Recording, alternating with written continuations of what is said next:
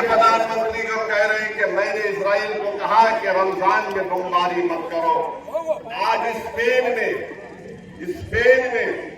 एक भारत की कश्ती जिसमें 27 टन का हथियार था, असला था, एक्सप्लोजिव थे, उसको स्पेन की हुकूमत ने कहा कि तुम स्पेन में आकर कश्ती को अंदर नहीं ला सकते। वो चेन्नई से जा रही थी इजराइल को। बोले प्रधानमंत्री का ये सच है या झूठ है? अरे आप दे रहे इजराइल को असला।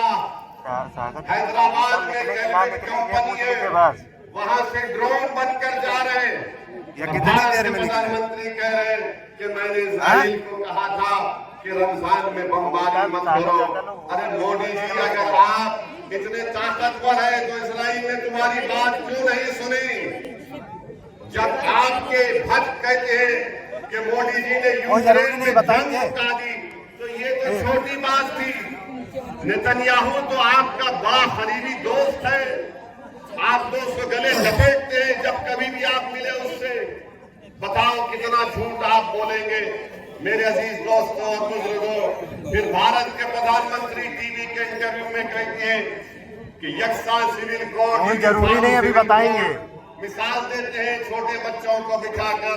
मोदी जी, आप छोटे बच्चों को बिठाकर कुछ भी बोल सकते हैं, मगर असदुद्दीन ओवैसी जानता है कि आप क्या करना चाहते हैं। अमित शाह साहब इतना पुकार कर कह रहे थे, हमको लग रहा था कि कहीं कुछ हो ना जाए, मगर कहा मेरे भाई, आज आपसे एक ही गुजारिश है कि एक नई शुरुआत करिए, एक नया इनकलाब लिखिए। याद रखिए, अगर भारत की पार्लियामेंट में पिछड़ा दलित और मुसलमान की नुमाइंदगी नहीं होगी तो फिर कौन आपकी आवाज बनेगा? कल अगर यूनिफॉर्म सिविल कोड का बिल आएगा, कल अगर यकसा सिविल कोड का बिल आएगा, तो क्या आप समझते हैं कि अखिलेश की पार्टी वाले कुछ बोलेंगे? नहीं बोलेंगे। अगर कल कोई ऐसा कानून लाया जाएगा जो प्लेसेस ऑफ वर्शिप एक्ट को खत्म करेगा, तो क्या भैया उठ के कुछ बोलेंगे? भैया तो सिर्फ यही बोलते हैं कि दरी बिछाओ और अपनी जवानी मुझ पर कुर्बान कर दो। मेरे भाई, जिस शख्स के न्याय आपको मिलने वाला नहीं है, कोई इंसाफ आपसे नहीं मिलने वाला है। अहम बात यह है कि हमको तीसरी मर्तबा भारत के प्रधानमंत्री नरेंद्र मोदी को बनने से रोकना है।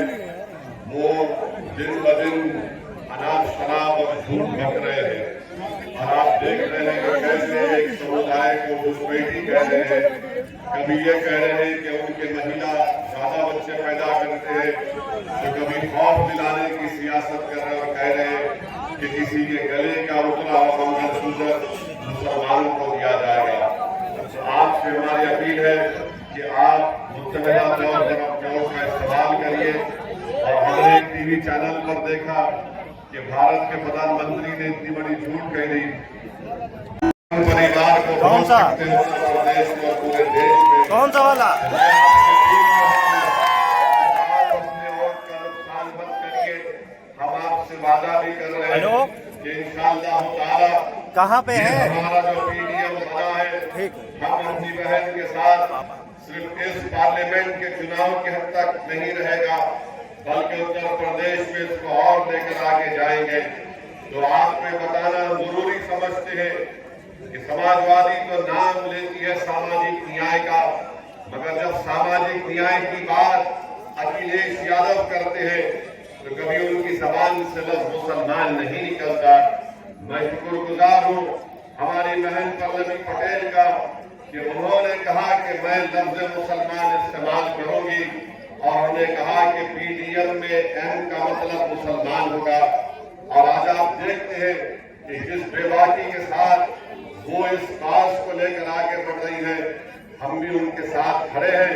और हमारी भी कोशिश ये है कि उत्तर प्रदेश में सही मानों में पिछड़ों को उनका हिस्सा मिले, दलितों को उनका हिस्सा मिले, मुसलमानों को उनका जायज मुकाम मिले। मोदी कहते हैं कि मैंने जिंदगी में कभी हिंदू मुस्लिम नहीं किया। आपको यकीन है? मोदी जी कह रहे हैं कि मैंने कभी नहीं किया। मोदी जी, ये कब्रिस्तान शमशान का मैंने कहा था, 80-20 मैंने कहा था, कपड़े देखकर पहचानो किसने कहा था? मोदी ने। मेरे भाई, आज भारत के प्रधानमंत्री कहते हैं कि हम मुस्लिम महिलाएं ज्यादा बच्चे पैदा करती है, झूठ है। घुसपैठी कहते हैं। अब फिर देश के प्रधानमंत्री हैं, 130-33 करोड़ जनता के प्रधानमंत्री हैं, मगर मोदी कहती है कि 15% लोगों को ज्यादा दे दिया जाएगा। अरे मोदी जी, आपको इतनी नफरत क्यों है? इतनी नफरत क्यों है आपको? ये देश, भारत जो हमारा देश है, मेरे मरने के बाद भी, आप तमाम के दुनिया के चले जाने के बाद भी, मोदी जी के जाने के बाद भी देश भारत रहेगा। मोदी जी, भारत को कमजोर करने का काम मत करो, झूठ बोलना कम करो, सच्चाई को बयान करो। अगर सच्चाई को नहीं बोल सकते मोदी जी, तो कम से कम झूठ को तो आम मत करो, नफरत को आम मत करो। आप कब तक पिछड़ा, दलित और मुसलमान को आप इस तरह से नफरत फैलाते रहेंगे उनके बारे में? जब कभी भी आप देख रहे हैं नरेंद्र मोदी करेंगे और उत्तर प्रदेश में धर्म परिवर्तन का कानून लेकर आते हैं, लव जिहाद का कानून बनाते हैं। बताओ, वो यूनिफॉर्म सिविल कोड और ये कानून कैसे एक जगह जमा हो सकते हैं? बताओ, उत्तराखंड में जो बीजेपी ने यकसा सिविल कोड यूसीसी बनाया, वो ये कहता है कि मुसलमान अपनी शादी निकाह से नहीं करेगा, गवाह नहीं होंगे और दुल्हन को मेहर नहीं मिलेगा, उसकी शादी होगी तो स्पेशल मैरिज एक्ट के तहत होगी। बताओ नरेंद्र मोदी, आप यूसीसी की मिसालें देते हैं, 1400 करोड़ टैक्स रिबेट आपने उन तमाम समाज को दिया जो मुसलमान और ईसाई नहीं है, आप क्यों नहीं हमको देते? भारत के प्रधानमंत्री एक और झूठ बोलते हैं, पूरे देश में जाकर झूठ बोल रहे हैं कि मुसलमानों को आरक्षण दिया जाएगा, दलितों का और पिछड़ा समाज से लेकर। नहीं नरेंद्र मोदी, आपने गलती की। हमको दलितों का हिस्सा नहीं चाहिए, हमको पिछड़ा समाज का हिस्सा नहीं चाहिए। हम यही कह रहे हैं कि इंसाफ करो। भारत के संविधान में दफा 15 और 16 कहकर आप हमसे इंसाफ करो। मैं आपको बता रहा हूं, आज नरेंद्र मोदी बाबा साहिब अम्बेडकर की बात करते हैं, मगर वही बाबा साहिब अम्बेडकर के संविधान को खत्म करना चाहते हैं। कैसे खत्म करना चाहते हैं? इकोनॉमिक वीकर सेक्शन के ऊपर 10% रिजर्वेशन दे रहे हैं। किसमें दे रहे हैं? तालीम में और रोजगार में। अब ये 10% में न दलित जा सकता है, इस 10% में न अदर बैकवर्ड क्लास के पिछड़ा लोग जा सकते हैं, और ये 10% सिर्फ अपर कास्ट लोगों के लिए मोदी ने किया। बताओ नरेंद्र मोदी, जो आबादी का 80% हिस्सा है, आप उनसे कह रहे हैं कि तुम 47% या 50% में अपना खेल खेलो, और जो देश के 10% हिस्सा है, 20% हिस्सा है, नरेंद्र मोदी उनको 10% हिस्सा दे रहे हैं। बोलो मोदी, किसका रिजर्वेशन आप छीन रहे हैं? आप दलितों का हिस्सा मार रहे हैं, बैकवर्ड क्लास का हिस्सा मोदी मार कर देना चाहते हैं। और याद रखिए, ये 400 पार की बात जो बीजेपी कर रही है, वो संविधान को बदल देंगे। अगर आपको मेरी बात का यकीन नहीं है, तो जाकर मेरी भाषण के बाद इंटरनेट पर देख लो, आसाम का मुख्यमंत्री क्या कह रहा है। आसाम का मुख्यमंत्री कह रहा है कि 400 दे दो, हम काशी मथुरा भी छीन लेंगे, हम पाकिस्तान से पीओके ले लेंगे। मोदी जी 10 साल से आप क्या कर रहे थे? 10 साल से आप पीओके ले रहे थे, मगर आपने पीओके नहीं लिया। तो मालूम हुआ 10 साल से नरेंद्र मोदी सिर्फ चाय पी रहे थे और सो रहे थे। अब चुनाव आ गया तो मोदी कह रहे हैं कि पीओके ले लेंगे। मोदी जी पीओके ले लीजिए ना। भारत की संसद में हमने, हमारे बुजुर्गों ने एक रेजोल्यूशन पास किया था कि वो भारत का हिस्सा है। अरे आप 10 साल से क्या कर रहे हैं? मगर आप भाजपा के लोगों से पूछो तो बोलेंगे पीओके ले लेंगे। जब उनसे पूछो चीन का क्या करोगे?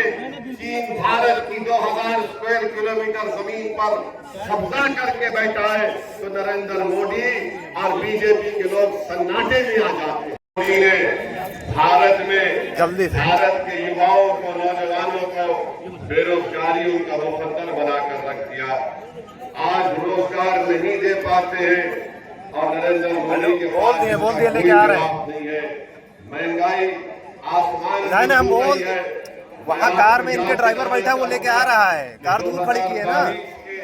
विधानसभा के चुनाव में जब तीसरे मरहले की मतदान हो चुका, उस वक्त नरेंद्र मोदी ने उत्तर प्रदेश की आवाम के दरमियान में आकर कहा था कि मोदी आपसे वादा कर रहा है कि जितने चुट्टा जानवर फिर रहे मोदी उनको उसका इंतजाम करेगा। बताइए आज उत्तर प्रदेश में सबसे बड़ा मसला ये तमाम के तमाम जो जानवर जो रोडों पर फिरते हैं, किसानों की खेत खा लेते हैं, और जब वो गरीब किसान जाकर उनसे पूछता है कि भैया हमारे खेत को नुकसान हो गया, तो गवर्नमेंट की तरफ से कहा जाता है बाबा और योगी ने आपको 500 रुपए का इनाम दिया है, ये 500 रुपए रख लीजिए। आप बताइए रात में खेत में जानवर घुस जाते हैं, जिसका वादा नरेंद्र मोदी ने किया। नरेंद्र मोदी ने विधानसभा के चुनाव में कहा था कि मोदी आपको वादा कर रहा है। आज भारत के प्रधानमंत्री तो आराम से दिल्ली में अपने महल में आराम कर रहे हैं, मगर उत्तर प्रदेश के गरीब और किसान परेशान है इन चुट्टा जानवरों से। इसका कोई खुशहाल हाल नहीं है। आज आप देखते हैं कि नरेंद्र मोदी कहते हैं कि मैंने गरीबों को गैस का सिलेंडर दिया। मोदी जी कभी किसी गरीब के घर में आप चले जाइए, 1 या 2 गैस का सिलेंडर के बाद वो गरीब परिवार गैस का सिलेंडर खरीद नहीं सकता, उनके पास उतने पैसे नहीं है। वही लकड़ियों पर खाना पकता है, वही धुआं निकलता है हमारी बहनों के लिए। फिर तीसरा नरेंद्र मोदी कहते हैं कि मैंने प्रधानमंत्री आवास योजना में घर दिए। अरे कहाँ दिए आप बताओ ना हमको। मैंने प्रधानमंत्री आवास योजना के लिए, मुद्रा लोन के लिए और ये गैस के सिलेंडर की स्कीम के लिए मैंने आज के एप्लीकेशन डाला, मगर कभी इसका जवाब नहीं आता है। तो मेरी आप तमाम से अपील है कि आपको देख समझकर अपने वोट का इस्तेमाल करना है। अभी अमित शाह कहते हैं कि ईद मनाएंगे मगर दूसरी जगह नहीं जाएंगे। अरे आखिर क्यों? आप 10 साल में आपने कितने नौकरी दिए बताओ? बताओ तुमने कितने गरीबों के घर में चूल्हा जलाया? बताओ तुमने महंगाई कितनी कम की? 400 पार बोलते हैं, आज पेट्रोल 100 पार हो चुका है। मोदी को अभी कोई फिक्र नहीं है। ये एक बात आप सुन लो उनकी कि इनके पास दिखाने को कुछ है ही नहीं, कुछ नहीं है दिखाने को, मगर सिर्फ नफरत फैलाना इनका काम है। मगर याद रखिए, अगर पिछड़ा दलित और मुसलमान को इंसाफ अगर मिलेगा तो पीडीएम के जरिए से मिलेगा। बताइए, अगर भारत की जमहूरियत को मजबूत करना है तो यहाँ पर पिछड़े समाज को, हर एक को उनका हक मिलना चाहिए। मगर हम देख रहे हैं कि लोग धोखा खा जाते हैं। हाँ तो सागर चाचा के में रखा है, बोतल मंगा लीजिए। सागर चाचा गाड़ी में, सागर चाचा को दीजिए, रुपये बोल रहा है, आप पकड़ लीजिएगा। किसी की फिक्र नहीं होती है। मेरी आपसे गुजारिश है, ये पार्लियामेंट का चुनाव भारत की तारीख का एक बहुत अहम और बड़ा ही नाजुक पार्लियामेंट का चुनाव है। आप अपने के वोट का सही इस्तेमाल करिए चाचा, और आपके एक बोतल पानी पकड़ा दीजिए, हमारे मछली भाई नरेंद्र सरोज है, ये कैंडिडेट है, इनका इंतखाबी निशान सिंबल एनवलप है। हाँ, दीजिए आप दीजिए, उनका जल्दी वोट, दीजिए। अपना वोट इस्तेमाल करिए, उनको कामयाब करिए। अलायंस है, आज आपको हम बताना चाह रहे हैं कि यूपी की 80 लोकसभा के सीटों में समाजवादी पार्टी ने 4 मुसलमानों को टिकट दिया है और अपने परिवार से 8 लोगों को उन्होंने इलेक्शन लड़ने का मौका दिया है। अब आप बताइए कि सैफई का ये परिवार अगर 8 लोगों को अपना उम्मीदवार बनाता है और बात करते हैं कि ये पीटीए की नजर पार्टी के कैंडिडेट नरेंद्र साहब जिनका सिंबल एनवलप है, क्योंकि 8 बजे हमको जनसभा को खत्म करना है। मैं सिर्फ चंद मिनट आपके दरमियान में खड़े होकर आपसे अपील करने आया हूँ कि आप लोग अपना एक वोट हमारी बहन पल्लवी पटेल साहिबा ने जो पीडीएम बनाई है, एनवलप का निशान है, आप उस पर बटन दबाइए। और जो हमें कोशिश कर रहे हैं उत्तर प्रदेश में पिछड़ा, दलित और मुसलमानों को सामाजिक न्याय दिलाने के लिए, उनको सियासी तौर पर उनका हक दिलाने के लिए ये हिस्सेदारी की लड़ाई होनी जरूरी है। और इंशाअल्लाह ताला इस पार्लियामेंट के चुनाव के बाद भी आने वाले विधानसभा तक हम सब लोग साथ रहेंगे। मैं आपका शुक्रगुजार हूँ कि हमने एक वीडियो देखा, नरेंद्र मोदी जिस सफाई के साथ झूठ को बोलते हैं, शायद ही कोई इस तरह से झूठ बोल सकता होगा। भारत के प्रधानमंत्री ने कहा, एक टीवी चैनल को इंटरव्यू देते हुए कहा कि मैंने गाजा में जो इजरायली जालिम हुकूमत बमबारी कर रही थी, मोदी ने कहा कि मैंने यहां से अपने आदमी को भिजाया ताकि वो जाकर बेंजामिन नेतन्याहू से कहे कि रमजान के महीने में बमबारी मत करो। नरेंद्र मोदी इतना झूठ क्यों बोलते हैं आप? यकीनन NSA गए थे, सुनिए, यकीनन NSA गए थे, मगर पूरे रमजान में जालिम इजरायलियों ने गाजा के फलस्तीनियों पर बम बरसाते रहे। आज 16,000 बच्चे मर गए नरेंद्र मोदी गाजा में, 15,000 महिला मर चुकी है, 12 लाख आवाम बेघर हो चुकी है। एक नहीं, दो नहीं, करीब 20,000 के करीब बिल्डिंगें इजराइल ने बर्बाद कर दिया। और भारत के प्रधानमंत्री झूठ बोलकर कह रहे कि मैंने भिजाया था इजराइल को। ये मुझे खामखा घेर लेते हैं मुसलमानों के नाम लेकर। मोदी जी कोई नहीं घेरता, आप घेरने का काम करते हैं, मगर इंशाअल्लाह ताला हम आपके घेरे को तोड़कर निकलेंगे इंशाअल्लाह।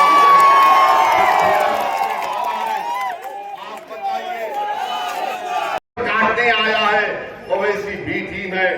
मेरे भाई, ये जो इंडिया अलायंस है, महाराष्ट्र में 48 लोकसभा की सीट है, एक भी मुसलमान को टिकट नहीं देते हैं, आकर हमको गाली देते हैं। हैदराबाद के हमारे खिलाफ कांग्रेस ने उम्मीदवार खड़ा कर दिया, बीजेपी ने खड़ा कर दिया, और सब ये समझ रहे थे कि अब के बार हैदराबाद की सड़कों पर असदुद्दीन ओवैसी को हम रोक लेंगे। मगर आप देखना इंशाअल्लाह ताला 2019 में जितनी हमको हैदराबाद और अल्लाह ने मेजॉरिटी दी, उससे ज्यादा मेजॉरिटी से इंशाअल्लाह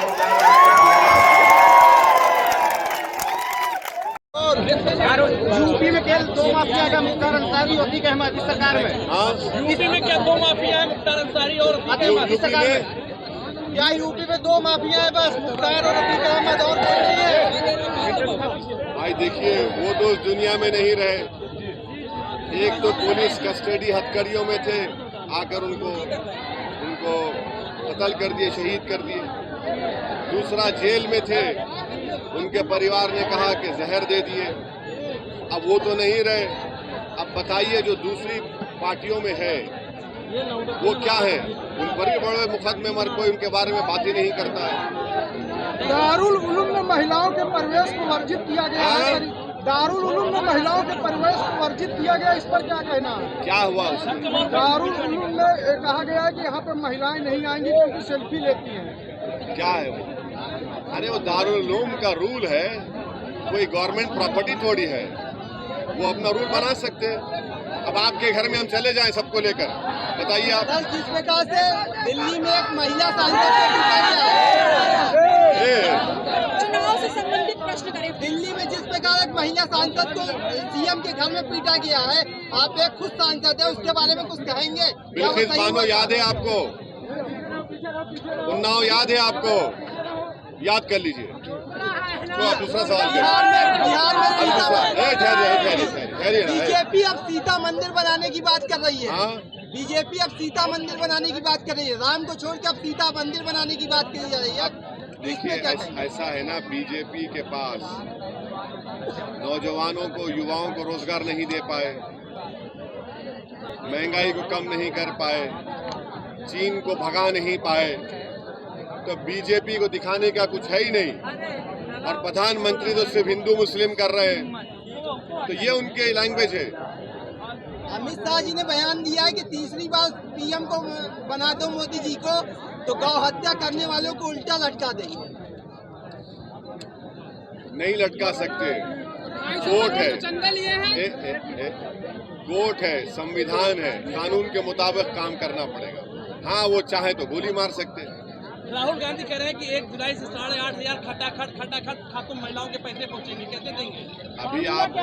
अभी आपको हम जनता से ये अपील कर रहे हैं उत्तर प्रदेश की कि 20 तारीख को नरेंद्र सरोज को लिफाफे पर खटाखट बटन दबाइए, सामाजिक न्याय होगा। अगर इंडिया गठबंधन सरकार बनेगी तो किसके साथ रहेंगे?